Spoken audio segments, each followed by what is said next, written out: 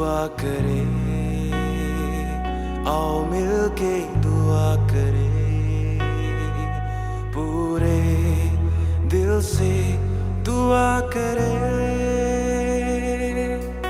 तेरी आवाज को वो सुनता है, तेरी प्रार्थना को वो सुनता है, तेरे दर्द को वो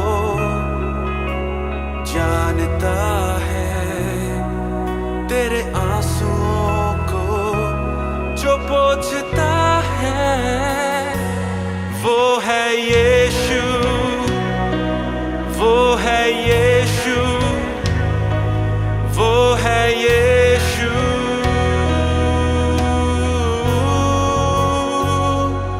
वो है यीशु, वो है यीशु, वो है यीशु।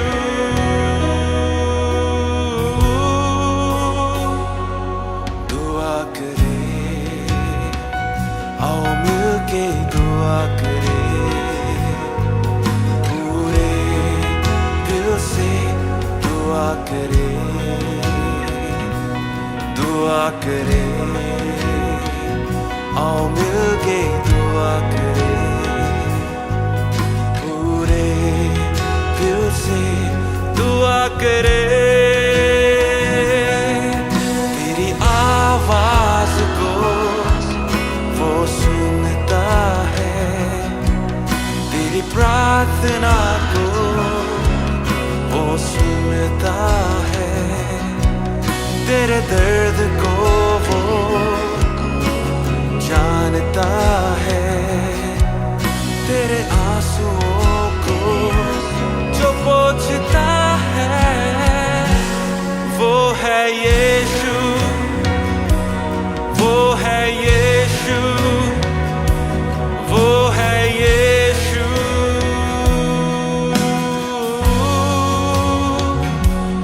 वो है यीशु, वो है यीशु, वो है यीशु।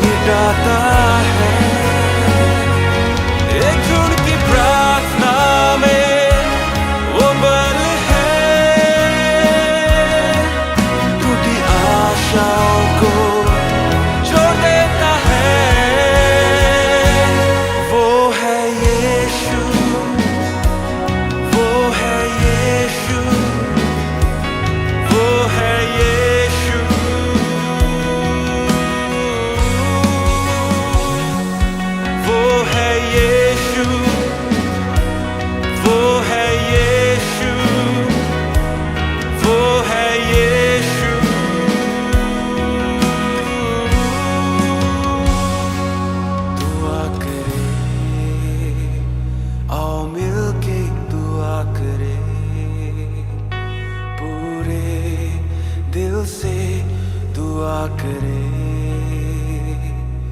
दुआ करे,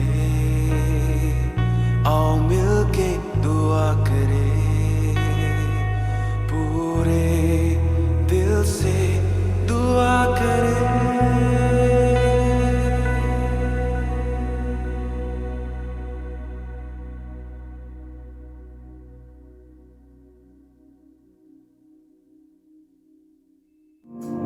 Hallelujah, Lord Jesus.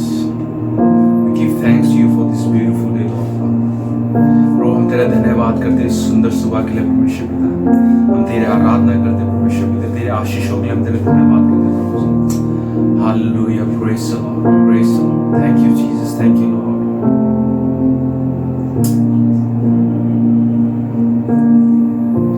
प्रभु तुझको आशीष दे, उसकी ज्योति तुम पर चमके, वो दयालु हो,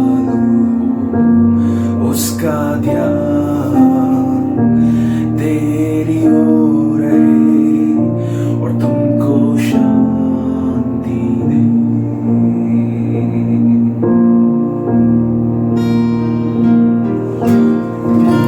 प्रभु तुझको आशीष दे, उसकी ज्योति तुम पर चमके, वो दयालु हो, उसका ध्यान तेरी ओर रहे और तुमको शांति दे। आमीन, आमीन, आमीन,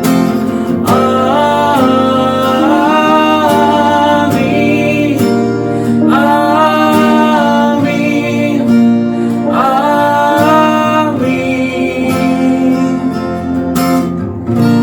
प्रभु तुझको आशीष दे, उसकी ज्योति तुम पर चमके, वो दयालु हो, उसका ध्यान तेरी ओर रहे और तुमको शांति दे।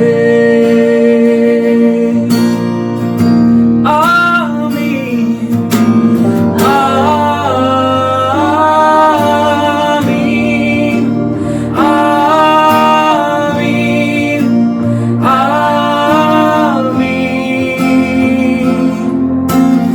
आमीन,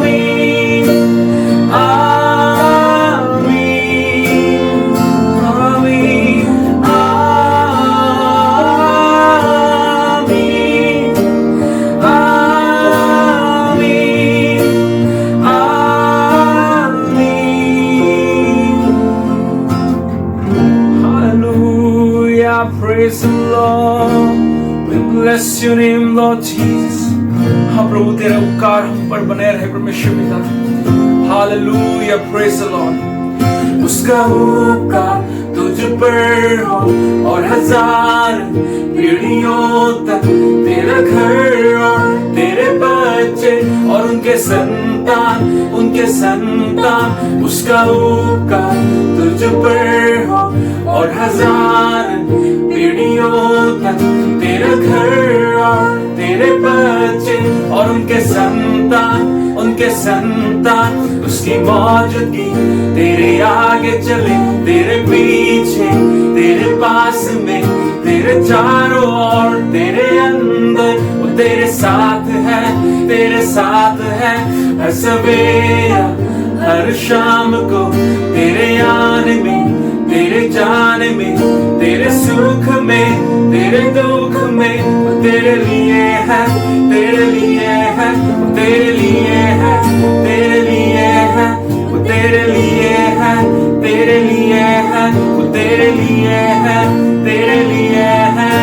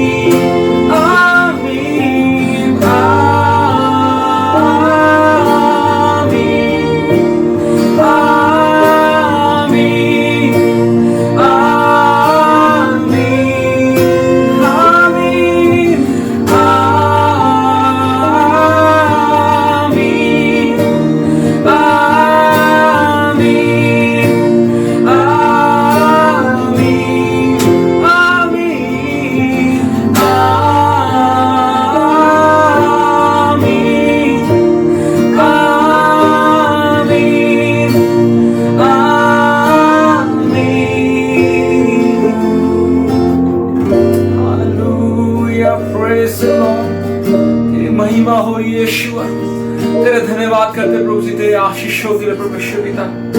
हाँ प्रभु, तेरी आशीष हम पे बने रहे परमेश्वर पिता।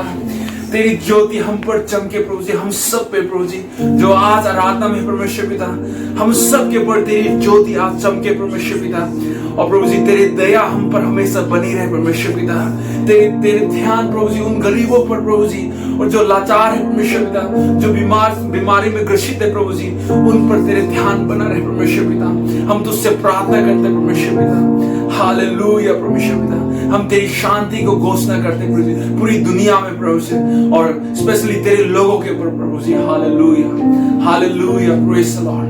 तेरी स्तुति हो प्रभु जी, तेरी महिमा हो। Hallelujah hallelujah hallelujah, praise the Lord, praise the Lord, praise the Lord. Thank you Lord, thank you Jesus, thank you Lord. In Jesus name, in Jesus name, amen amen, praise the Lord. Hallelujah, hallelujah. Praise the Lord. The Bible says we should give thanks to the Lord and we should come before His presence with thanksgiving. Has the Lord been good to you? Have the Lord been faithful to you? Has the Lord been amazing through these times? If you know that's a yes. Wherever you are, join us in worship and praise to this great and mighty God. Hallelujah. Amen. Amen. Jesus. Thank you, Lord, because you are worthy, you are mighty, you are holy. Thank you, Jesus. You called me out upon the waters, the great unknown, the feet may fail, and here I find you in the mysteries. When oceans deep, my faith will stand, and I will call upon your name, and keep my eyes above the waves. When oceans rise, my soul will rest in your embrace. For I am yours, and you are mine.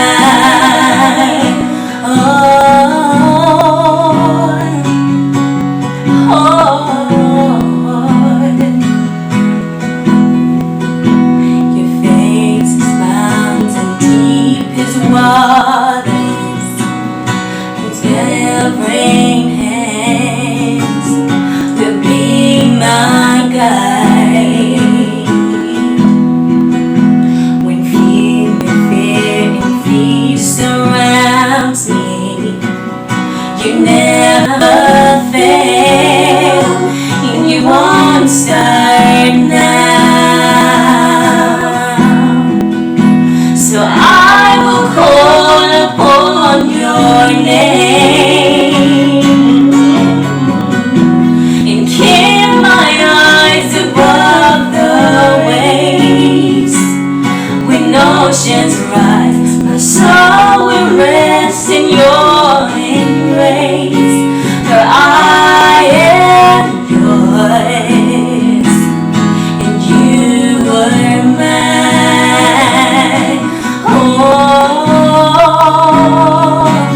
You are mine, oh God.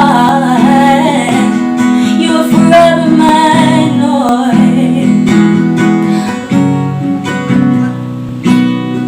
Forever mine, oh Jesus. Spirit, lead me where my chest is without borders.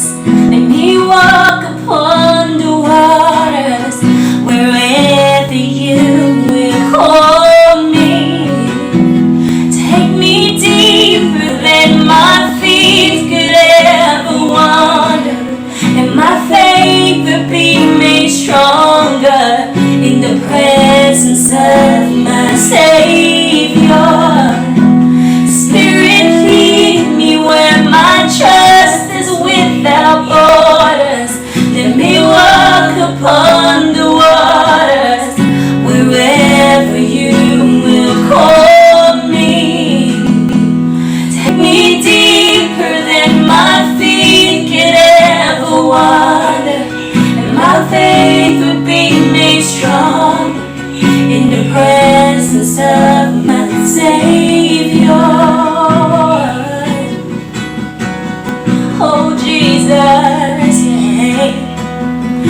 love you, Lord. Yes, we do, Lord. We love you, Lord. Yes, we do, Lord. Yeah. And I will call upon your name and keep my eyes above the waves. When oceans rise, my soul will rest in your embrace. For I am yours, and you are mine. For I am yours, and you are mine. For I am yours, and you are mine.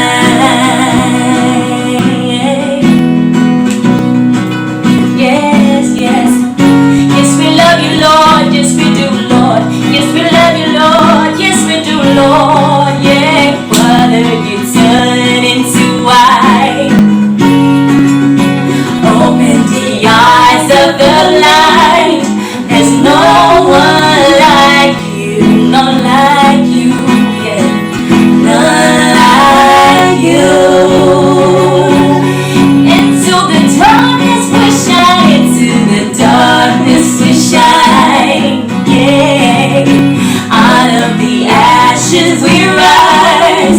There's no one like you, none like you, Lord, none like you. Oh, our God is greater, our God is greater, yes, our God is stronger. Lord, you are higher than any other. Our God is healer, He's awesome in power. Our God, our God, our God, our God is greater, yes, our God is greater. Our God is stronger. Lord, you are higher than any other. Our God is healer, He's awesome in power. Our God, our God. Hey. And if our God is for us, and who could ever stop us? And if our God is with us, then what can stand against? And if our God is for us, and who could ever stop us? And if our God is with us, then what can stand against?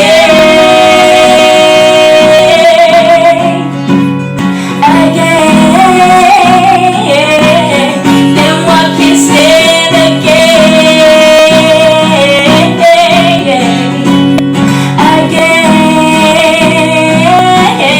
Our God is greater, our God is greater, our God is stronger.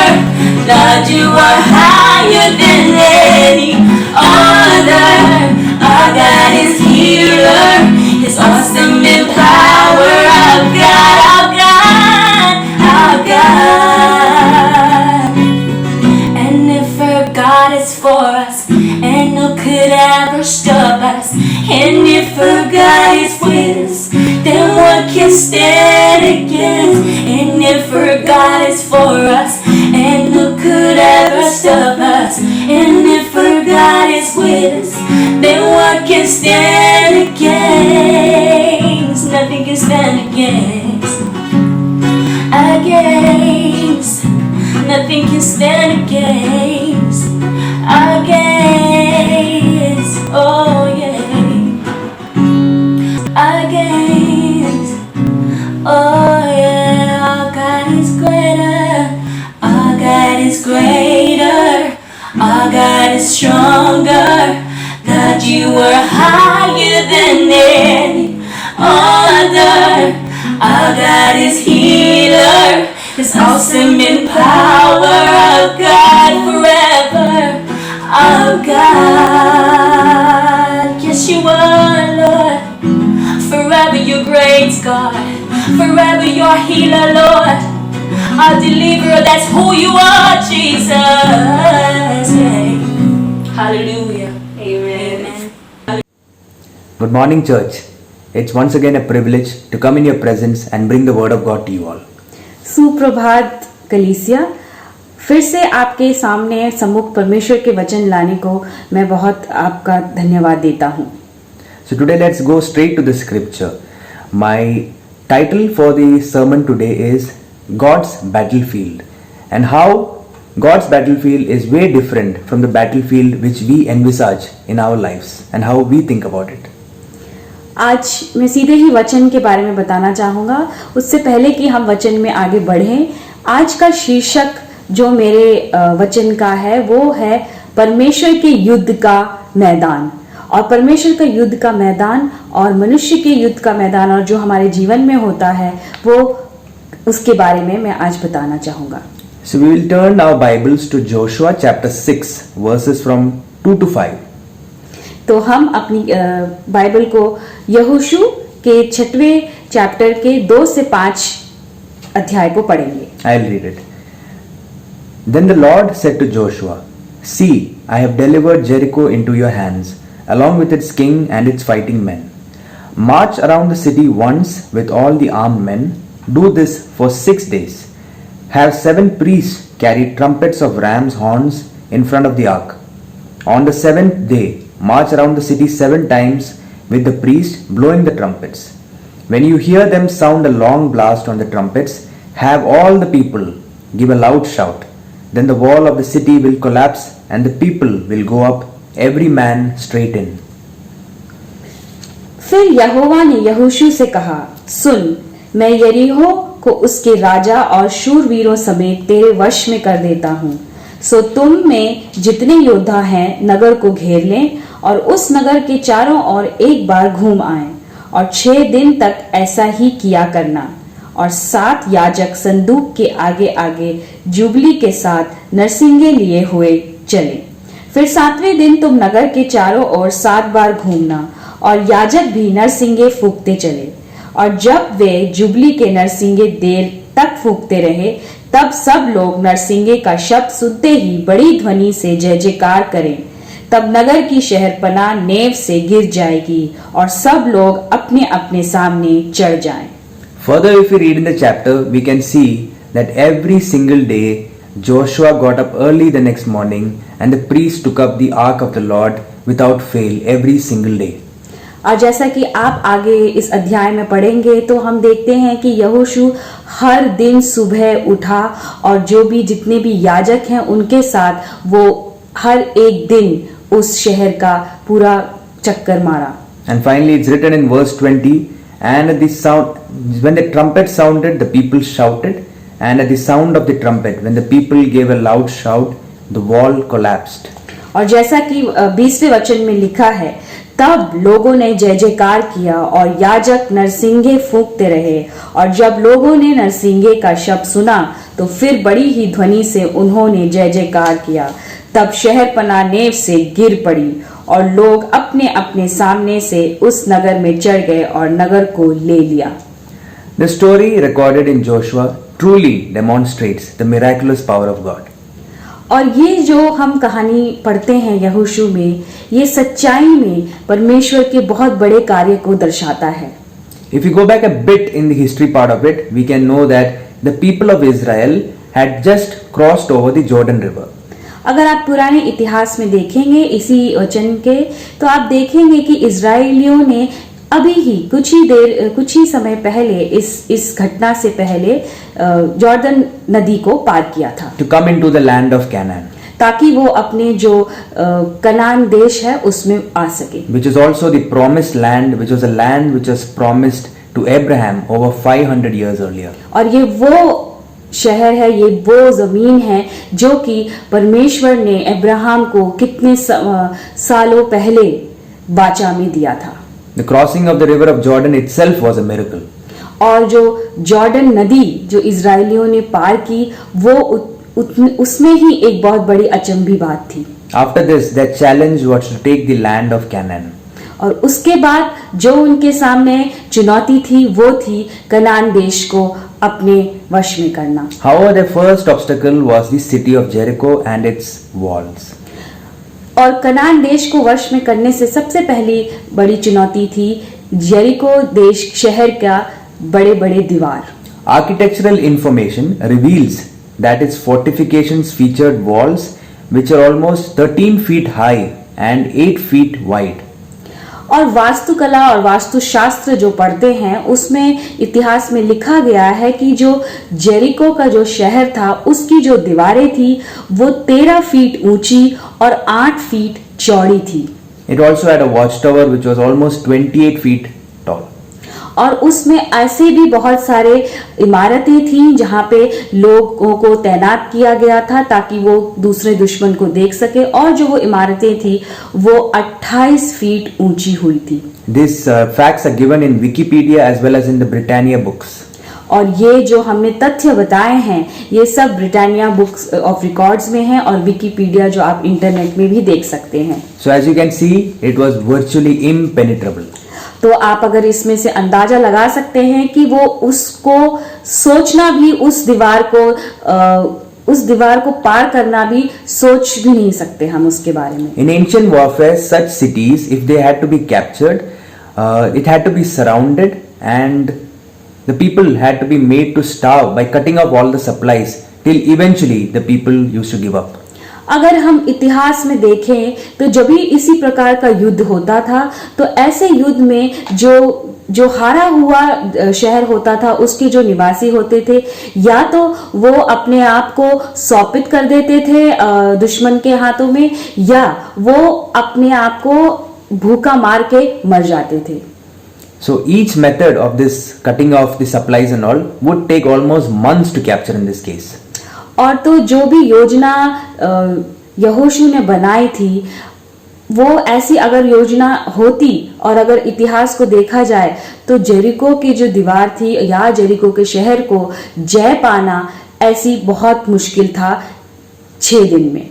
And the attacking force, whoever is coming to attack the walls, would always suffer heavy losses. और जो भी दुश्मन आता Jericho शहर को पराजय करने के लिए वो ये बिल्कुल हार जाता. Example, you can take the film which you have seen, the English film, which is Troy. आप में से बहुत लोगों ने ये अंग्रेजी फिल्म देखी होगी जिसका नाम है Troy. So Jericho and its walls, as can be seen, had a purely defensive stature. तो उस मूवी में जिस तरीके से दिखाया गया है कि वो कैसी दीवारों को वो कूद के जाते हैं, तो उसी तरीके से अगर हम देखें कि ये जो जेरिको शहर की जो दीवारें थी वो बिल्कुल ही हम अपनी कल्पना में भी यहोशू और उसकी के साथ जो याजक थे वो उसको पार नहीं कर सकते. However, the strategy to conquer Jericho was unique in 2 ways. परंतु जो योजना बनाई गई उस दीवार को पार करने के लिए या उस दीवार को गिराने के लिए वो बहुत ही अद्भुत थी 2 तरीकों से. Firstly, the strategy was laid out by God himself. सबसे पहली बात वो इसलिए अद्भुत थी क्योंकि खुद ही परमेश्वर ने वो योजना बनाई थी. And secondly, the strategy was seemingly foolish. और दूसरी बात ये थी अद्भुत कि अगर उसको कल्पना करें अपने इंसानी तौर पे तो वो बहुत ही मूर्ख योजना थी. God's method, he simply told Joshua to have the people to march silently for 6 days and on the 7th day shout, and he expected to give victory. और परमेश्वर की योजना क्या थी कि परमेश्वर ने सिर्फ उनको कहा कि 6 बार उस पूरे शहर के दीवारों के चक्कर लगाओ और 7वें दिन जय जयकार करो, नरसिंगे फूको और वो दीवार गिर जाएगी. Now just being in the armed forces, I can only imagine and tell you frankly that if I were to be in a battlefield now, surrounded by an army, and imagine God telling me to roam around these people for 6 days silently, and on the 7th day shout in front of them, and imagine they're all collapsing. Someone would ask me, are you crazy?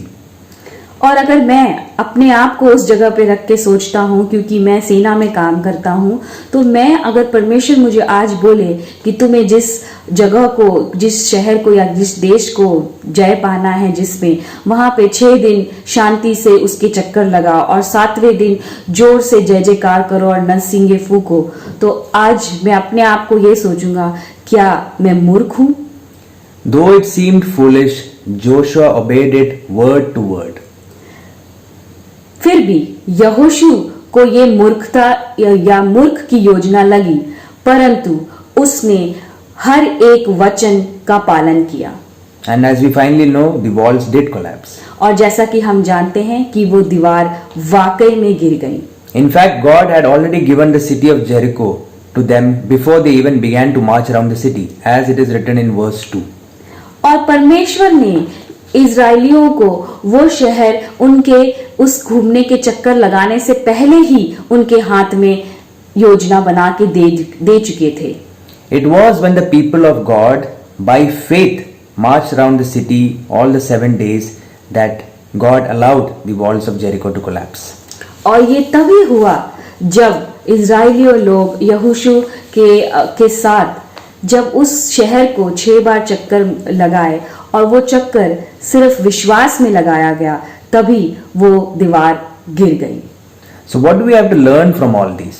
तो हम इससे आज क्या सीख सकते हैं? As Paul says in Romans 15 verse 4, जैसा पौलुस रोमियो की किताब के 15वें अध्याय के 4थे अध्याय में कहता है, For everything that was written in the past was written to teach us, so that through endurance and encouragement of Scripture we might have hope. जितनी बातें पहले से लिखी गईं वे हमारी ही शिक्षा के लिए लिखी गईं हैं कि हम धीरज और पवित्र शास्त्र की शांति के द्वारा आशा रखें। The reason why the destruction of Jericho is explained in detail is for us to derive certain lessons. ये कारण जो कि यहोशू की किताब में दिया गया है कि जेरिको शहर को किस तरीके से गिराया गया, किस तरीके से जय पाया गया, उसको लिखने का हर एक वर्णन जो दिया गया है पवित्र शास्त्र में, वो किसी कारण से दिया गया है। So one of the first lessons is obedience to God. और सबसे बड़ा जो कारण है और सबसे बड़ी आज जो हम सीख ले सकते हैं इससे, वो है परमेश्वर के वचन का पालन करना। Even when His command seems foolish. और तभी भी जब हमें उसका वचन मूर्खता लगे। From the time God told Joshua to do this, the next instant itself, he got up and started doing the same thing for 6 days. Imagine, he did the same thing along with all the people every 6 days and on the 7th day again.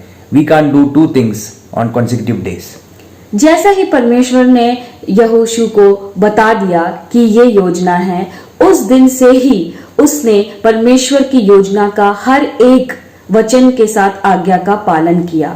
आज हमें 2 चीज भी पालन करने में मुश्किल होती है, परंतु यहोशू ने 6 दिन 7वें दिन जिस हिसाब से परमेश्वर ने उसको दिया वचन, उसका उसने संपूर्ण आज्ञा का पालन किया। When we are faced with this seemingly unsurmountable troubles, for example, pain, sickness, loss of a loved one and such troubles, जब हमारे जीवन में बहुत कठिनाइयां या परेशानियां आती हैं जो हमारी कल्पना के भी ऊपर होती है, जैसे कि दर्द, जैसे कि दुख, जैसे कि बीमारी, कमी, घटी, and all these things in which are like walls of Jericho in our lives. और ये सब जब हमारे जीवन में एक दीवार जैसे हमें घेर लेती है, Our victories can be won only if we have faithful obedience to God. और तब हम इन दीवारों को अपने जीवन में तभी लांघ सकते हैं जब हम परमेश्वर के वचन की आज्ञा का पालन करें। We have to obey when God says in the Bible through Colossians 1:13 that He has delivered us from the dominion of darkness. He has already delivered us from the dominion of darkness. Darkness includes everything, including sickness, pain, our health, and He has brought us into the kingdom of the Son He loves. और जैसा कि कुलुसियों की पत्री 1 अध्याय के 13वें वचन में लिखा है, उसी ने हमें अंधकार के वश से छुड़ाकर अपने प्रिय पुत्र के राज्य में प्रवेश कराया। परमेश्वर ने हमारे अंधकार जो हम पाप में हैं, जो हमारी बीमारी है, जो हमारे दुख मुसीबत, ये सारे हमारे अंधकार हैं, लेकिन परमेश्वर ने उस अंधकार के वश से हमें छुड़ाकर अपने पुत्र के सामने प्रवेश किया है।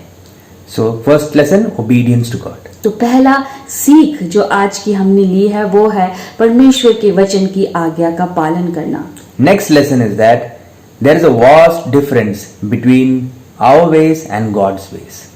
और दूसरी सीख ये है कि हमारी जो कल्पना है और हमारे जो रास्ते हैं वो परमेश्वर की कल्पना और रास्तों से फर्क हैं। Isaiah 55 verse 8 and 9 says, यशाया 55 8 और 9 बोलता है, For my thoughts are not your thoughts, neither are your ways my ways, declares the Lord. As the heavens are higher than the earth, so are my ways higher than your ways, and my thoughts higher than your thoughts. क्योंकि यहोवा कहता है, मेरे विचार और तुम्हारे विचार एक समान नहीं हैं, ना तुम्हारी गति और मेरी गति एक सी है, क्योंकि मेरी और तुम्हारी गति में और मेरे और तुम्हारे सोच विचारों में आकाश और पृथ्वी का अंतर है। Though militarily it was a foolish plan to attack Jericho in such a manner, but we must never question the authority which God has given us. अगर हम सेना के विचार से देखें तो वो एक बहुत ही मूर्ख योजना थी जेरिको के शहर को गिराने की, परंतु अगर हम परमेश्वर के वचन से देखें तो हम देखेंगे कि वही एक जो योजना थी परमेश्वर की, वही जेरिको के शहर को गिरा पाई। We must have faith that God is who He says He is and will do what He says He will do. हमारे जीवन में हमें विश्वास होना चाहिए कि जो परमेश्वर ने अपने वचन में बोला है वो जरूर हमारे जीवन में करेंगे, और उस विश्वास से ही हम अपने जीवन में आगे बढ़ सकते हैं। Third lesson, और तीसरी सीख, the power of God is supernatural. और जो परमेश्वर का जो सामर्थ्य है वो हमारी कल्पना से बहुत ही बड़ा है, Beyond all comprehension. और हम उसकी समझ भी हमारे समझ में नहीं आ सकती। It says in Joshua chapter itself that when the people shouted, the walls collapsed. जैसा कि हम यहोशू में पढ़ेंगे कि जब लोगों ने जय जयकार किया तो जेरिको की दीवारें गिर गईं। All that 13 feet wide, 13 feet high, 8 feet wide walls collapsed. It didn't say partially collapsed. It didn't say collapsed at places. Entire thing just came down. जो हमने जिसकी वो वास्तुशास्त्र वास्तुकला से जो हमें जानकारी मिली थी कि जो 13 फीट ऊंची और 8 फीट चौड़ी जो दीवारें थी वो सिर्फ जय जयकार से गिर गई। As it says when God says in Isaiah 43 verse 13 that when I act, who can reverse it? And He also says, if God be for us, who can be against us? तो यशाया 43 के 13 में बोलता है कि जब मैं कार्य करूंगा तो कौन मेरे विरुद्ध खड़ा रहेगा। So the third point, believe in the supernatural power of God. So तीसरी सीख ये है कि परमेश्वर की अचंभिक और जो परमेश्वर का कार्य है वो हमारी समझ और हमारे ज्ञान से बहुत ऊंचा है। So now next point, just like the first point, obedience, there is also a requirement for immense faith. और जैसा कि हम दूसरे सीख पे चलते हैं कि तो जैसा हमने शुरू में पढ़ा और जाना सीखा कि जैसा कि आज्ञा मानना, परमेश्वर की वचन की आज्ञा का पालन करना वो हमारी सीख है, उसी तरह हमारे में संपूर्ण भरा हुआ विश्वास होना चाहिए। Hebrews 11:30 confesses and tells us that by faith the walls of Jericho fell when the people had marched around them for 7 days.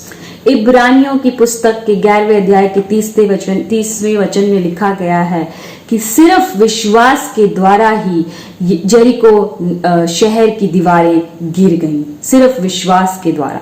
Although the Israelites had frequently failed in their faith, but in this thing they were all together, right from Joshua to the armed guards to the priests to each and every child also.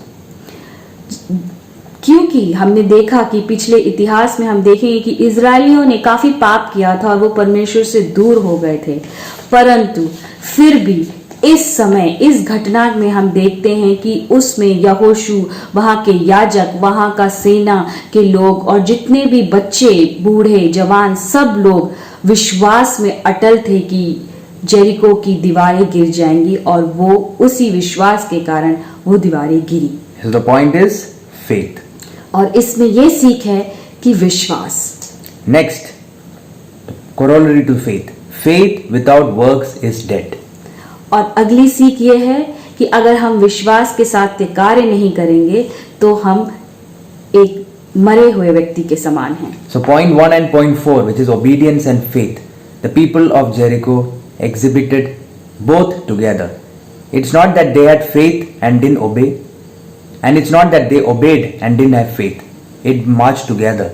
They had faith and obedience going hand in hand all the 7 days. तो पहली सीख और चौथी सीख ये कि आज्ञा का पालन करना और साथ में विश्वास रखना। सिर्फ आज्ञा का पालन करना और विश्वास करना नहीं, या सिर्फ विश्वास करना और आज्ञा का पालन करना नहीं। हम देखेंगे कि यहोशू और इजरायलियों की इस घटना में हम देखेंगे कि विश्वास के साथ साथ उन्होंने आज्ञा का पालन भी किया और आज्ञा का पालन के साथ साथ विश्वास भी किया। James chapter 2 verse 26 says, याकूब की पत्री का दूसरा अध्याय के 26वें वचन में कहा है, As the body without the spirit is dead, so faith without deeds is dead. जैसे देह आत्मा बिना मरी हुई है, वैसे ही विश्वास भी कर्म बिना मरा हुआ है। So God gave Israelites victory over an enemy who was trying to keep them away from the promised land. तो परमेश्वर ने इजरायलियों को एक जय दी उस दुश्मन पे जो उन्हें प्रॉमिस लैंड, जो कि वाचा बांधी हुई जमीन और वाचा बांधा हुआ देश था, उसमें पहुंचने से रोक रहा था। Our promised land also awaits us beyond the troubles which we can't see.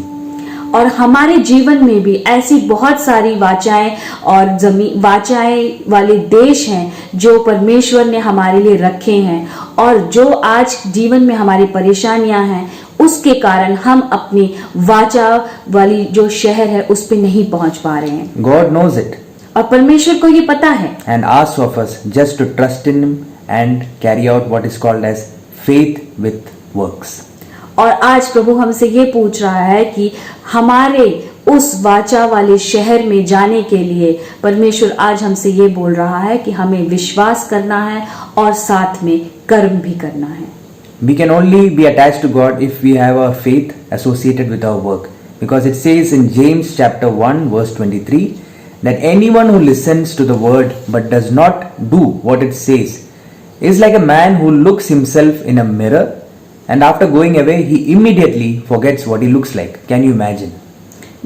जैसा परमेश्वर के वचन में लिखा है याकूब की पहली अध्याय के 23वें वचन में, क्योंकि जो कोई वचन का सुनने वाला हो और उस पर चलने वाला न हो तो वह उस मनुष्य के समान है जो अपना स्वाभाविक मुंह दर्पण में देखता है परंतु भूल जाता है कि उसने क्या देखा।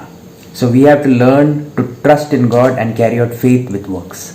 तो इसलिए हमें अपने आप को उस तरीके से जीवन व्यतीत करना है कि हमें सिर्फ परमेश्वर पे विश्वास ही नहीं रखना और भरोसा ही नहीं रखना, परंतु हमें उस भरोसे और विश्वास के साथ कर्म भी आगे करने हैं। Hear me out, dear church. आज मेरी बात सुनिए हे कलीसिया। We can trust only if we have faith. हम परमेश्वर पे भरोसा तभी कर सकते हैं जब हम परमेश्वर पर विश्वास रखते हैं। And we can obey only if we have trust. और हम तभी परमेश्वर पर भरोसा और विश्वास रखते हैं जब हम परमेश्वर की आज्ञा का पालन करते हैं, और हम जब पालन करते हैं आज्ञा का तो हम विश्वास भी रखते हैं। And we can only overcome or conquer our walls of Jericho only if we obey. और हम अपने जीवन के जो भी दीवारें हैं जेरिको के शहर की दीवारों समान, हम उस पे जय तभी पा सकते हैं जब हम अब परमेश्वर के वचन की आज्ञा का पालन करते हैं। And the story tells us the last lesson which you have to learn today. और सबसे आखिरी सीख आज की ये होगी, God keeps His promises. और परमेश्वर अपनी वाचा बांध के रखता है। The walls of Jericho didn't fall because of the people's shout. और परमेश्वर जैसा हम देखेंगे कि जो जेरिको शहर की दीवारें हैं वो इसलिए नहीं गिरी क्योंकि लोगों ने सिर्फ जोर से जय जयकार किया। It fell because God said it would fall. और वो इसलिए गिरी क्योंकि परमेश्वर ने बोला था कि जय जयकार करो और ये दीवार गिर जाएगी। Just imagine, it was finally God's plan. God could have just made them march around the city the first time and the walls could have fallen. और देखिए, जैसा कि सोचिए, कल्पना कीजिए कि परमेश्वर को क्या करना था। परमेश्वर को बस ये बोलना था कि इजरायलियों को कि उसके चारों ओर 6 बार घूमो और वो दीवार गिर जाएगी। But He wanted to have a people of faith. He wanted to test them for 7 days. परंतु परमेश्वर चाहता था कि इजरायलियों का विश्वास बढ़े। वो चाहता था, वो इजरायलियों के विश्वास की परीक्षा ले रहा था। So imagine people, whenever God tells us a particular promise and ask us to pray about it or wait for it for a particular time, we lose patience the second day itself, and then we claim that we are people after God's own heart. और जैसा कि परमेश्वर ने आपको कभी कोई वाचा दी हो और वो वाचा आपके जीवन में पूरी नहीं हो रही हो, तो कैसे हम विचलित हो जाते हैं, परमेश्वर के विश्वास पे नहीं भरोसा रखते। तो आप इस समय ये सोचिए कि अगर परमेश्वर ने आपको कोई वाचा दी है, तो जैसे इजराइलियों ने परमेश्वर को आज्ञा का पालन किया, उसी तरह भले ही आपकी वाचा आपके जीवन में पूरी ना हो रही हो, आपको परमेश्वर पर विश्वास करना है। We all have troubles. Some of us might feel our troubles are more than the others. हम सबकी जिंदगी में परेशानियां हैं, मुसीबतें हैं। हमें कभी लगता है कि हमारी परेशानियां दूसरों की परेशानियों से कुछ ज्यादा है, And sometimes you don't know how to handle it. और कभी कभी हमें लगता है कि हमारी परेशानियां का समाधान कुछ नहीं है और हमें उससे कैसे निपटना है हमें नहीं मालूम। And even if we handle it, we see that we have failed. और अगर हम उसका सामना करते भी हैं तो हम हार जाते हैं। So why don't we let God handle our troubles? तो क्यों ना हम परमेश्वर को अपनी जीवन की मुसीबतें और परेशानियां उसके हाथों में सौंप दें और उसको लड़ाई लड़ने दें। God knows each and every trouble, because there is no trouble which is existing which is not found itself enough that it cannot come into the knowledge of God. परमेश्वर को आपकी हर मुसीबत, हर परेशानी का ज्ञान है। ऐसा नहीं है, ऐसी कोई परेशानी और मुसीबत और कोई भी ताड़ना ऐसी नहीं है परमेश्वर की जो परमेश्वर और आपके जीवन की जो परमेश्वर को ना पता हो। We might do many things to overcome our troubles. हम बहुत सारी चीजें करते हैं, बहुत सारे तरकीबें निकालते हैं अपनी परेशानियों से बाहर निकलने की, But we can't even make a scratch on that wall of Jericho in our lives.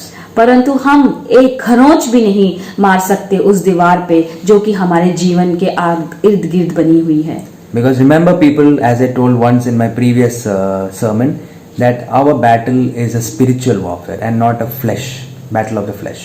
जैसा कि मैंने अपने पहले के एक बार के वचन में बताया था कि हमारे जीवन में जितनी भी युद्ध हैं, जितनी भी परेशानी है, मुसीबतें हैं, वो कोई एक ऐसी मुसीबत नहीं है जो कि हमारे देह की हो या हमारे खून की हो। वो ऐसी मुसीबतें हैं जो कि आत्मिक तौर से लड़ी जाएंगी। As it says in 2 Chronicles chapter 20 verse 15, जैसा कि दूसरे इतिहास के 20वें अध्याय के 15वें वचन में लिखा है, For the battle is not yours but God's. क्योंकि युद्ध तुम्हारा नहीं परमेश्वर का है। By one word of his, all our walls, that is our walls of Jericho, can collapse. और एक परमेश्वर के इस वचन से पूरे हमारे जीवन के जितने भी दीवारें हैं वो गिर जाएंगी, नाश हो जाएंगी। The uncollapsible walls of Jericho in our lives show that how much of an effort Satan and his army takes to defend those walls in our lives against breaching by God. और जो दीवारें हमारे जीवन के आसपास बनी हुई हैं, हमारे जीवन में बनी हुई हैं, उससे हम ये ज्ञात कर सकते हैं कि शैतान किस तरह हमें परमेश्वर से दूर रखने के लिए इन दीवारों को हमारे चारों ओर बिछा के रखता है। He actually tries to defend these walls in our lives. और वो ये दीवार जो है, जो शैतान इन दीवारों से हमारे को परमेश्वर से दूर रख के परमेश्वर के पास नहीं जाने देता। For he knows when this wall collapses, we have attained our promised land.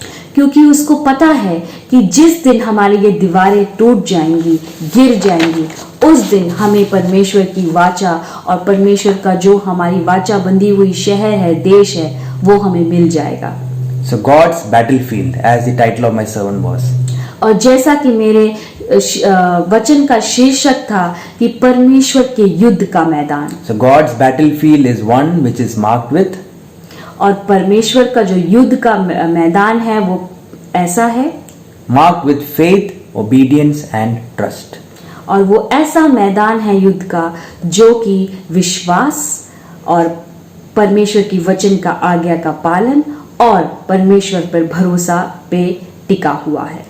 In which we wear the entire armor ready for battle. जिसमें हम अपने पूरे कवच को पहन लेते हैं And we approach the battlefield.